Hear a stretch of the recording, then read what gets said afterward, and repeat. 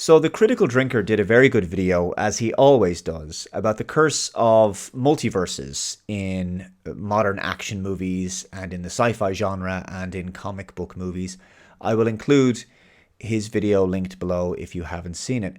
Now, specifically, how the multiverse completely destroys the idea of consequences or stakes in a story, because when a character dies, they can continuously be brought back over and over, completely undermining their sacrifice and the impact of their death. You can just go into the multiverse and find an alternate universe version of that character that's still alive. And he also mentioned how there's another common narrative employed using the multiverse plot device, which is that the fate of all reality hangs in the balance. We've seen this with DC's Crisis on Infinite Earths, Doctor Strange and the Multiverse of Madness, Spider-Man No Way Home, Loki Season 2, and so forth. The whole basis being that all universes are going to be destroyed and the good guys have to battle the bad guys across the multiverse in order to save all of the infinite universes or whatever. Now, as far as I'm concerned, this idea is an entirely inevitable result of the introduction of the multiverse concept itself, because before you had the multiverse to worry about, your story was set in one reality, obviously, and so that world was your only concern. So the good guys are tasked with saving that particular world in their story. But as soon as you say there's a multiverse now, the world your characters operate in becomes infinitely larger, and so the writers have to stretch the world is ending threat across all of the infinite universes out there. And as Drinker points out, audiences can't really connect with such an enormous existential threat because it's an entirely academic and conceptual one. So he spoke about the character of Kang, the MCU villain who exists across all of the multiverse in different guises, basically. And that's actually Kang's whole gimmick. That's his whole thing, is that there's lots of him across the multiverse. So there's lots of different versions of him across space and time. But the issue is that we can only connect with one version of him at a time. So the more Kangs that you add into the mix, the less we care. So just as a quick aside, human beings are better at providing more empathy for the suffering of one person or a small group of people, but the empathy levels actually decline once the number of people becomes so large that it reaches the realm of abstraction. For example, tens of thousands of people adversely affected by a natural disaster is certainly shocking, but it tends to produce less of an empathic response when compared to the suffering of one person, one individual person we can emotionally relate to. But 10,000 people becomes a statistic, and a statistic is a concept of the mind and not the heart. It's a strange quirk of human nature, but that's just the reality. And it's the reason why Kang will never work as a villain. I also have to say that the multiverse was always going to be a risky proposition for studios to introduce, because it's a Pandora's box that might prove difficult to fully close. For example, the X-Men and MCU properties used to be separate from each other, entirely separate continuities with no connections, but the multiverse is now beginning to tie them together, and it's effectively a cheap trick to, titillate fans, which is what the multiverse always was about.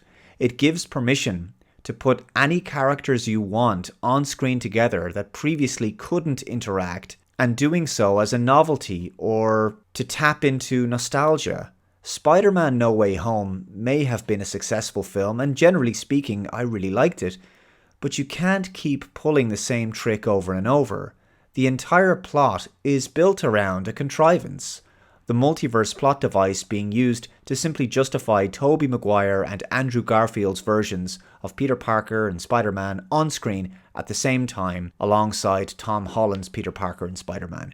The problem with the multiverse idea is that it breaks the sanctity of other continuities just by its very existence as a plot device.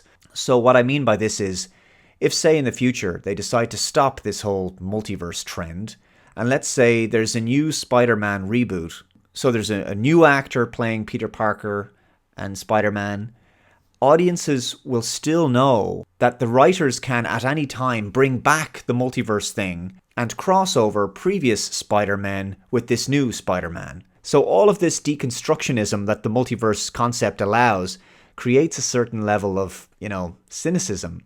The very nature of the multiverse idea is that rules regarding continuity and the sanctity of a particular canon can always be broken and violated, and that almost any alternative universe can be crossed over with another. And as we've discussed previously, death means nothing for dead characters because they can always be found again alive in another universe.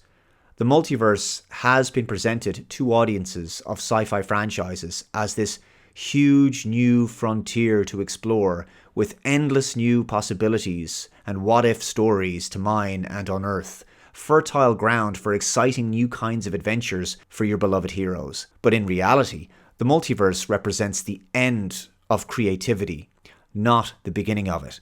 It demonstrates that the well of ideas is running dry rather than overflowing, because the multiverse idea is a desperate attempt to entice audiences to watch by baiting audiences with crossovers, nostalgia bait, and bringing dead characters back or engaging in all kinds of continuity breaks without consequences. The multiverse thing just allows for so much pandering to fans, stories start to resemble fan fiction. And all of it can be justified with the fabric of reality is tearing itself apart. They tore a hole in space-time. Universes are bleeding into one another. The multiverse is collapsing. So now we can have all kinds of wacky, alternate takes on characters, situations, and stories. Basically, the multiverse lets writers throw anything they want on screen, even crossing over with other franchises if they're allowed to. And it doesn't all have to make sense logically because multiverse lets you basically do anything. And I think this is where the multiverse thing might end up, actually, because I'm going to make a prediction here. I see no reason why, eventually, the multiverse idea wouldn't be used to cross over DC and Marvel superheroes in the same movie. Why not? It would be potentially a huge box office draw, and both DC and Disney/Marvel have been exploring the concept of the multiverse with their own properties. So why not together at the same time? A tear in the universe that allows Marvel characters into the DC universe or vice versa. Sure, there's a bunch of legal agreements to be worked out if such a thing was to happen, but if these studios keep losing money at the cinema, which is one thing they have in common at the moment, who knows where desperation might take them? And the multiverse offers a ready-made excuse to throw Tony Stark against Bruce Wayne, Iron Man versus Batman, the Hulk versus Superman, Thor versus Aquaman, the Flash versus Quicksilver, who knows? If there's a will, there's a way. And if the multiverse gimmick has taught us anything, it's that anything appears to be possible, including stupid stunts like cheap cameos and character mashups done to pander to audiences to get them to pay and see a film. So there you go. Thank you very much for watching. Let me know your thoughts in the comments below. Take care, and I'll see you next time. Bye-bye.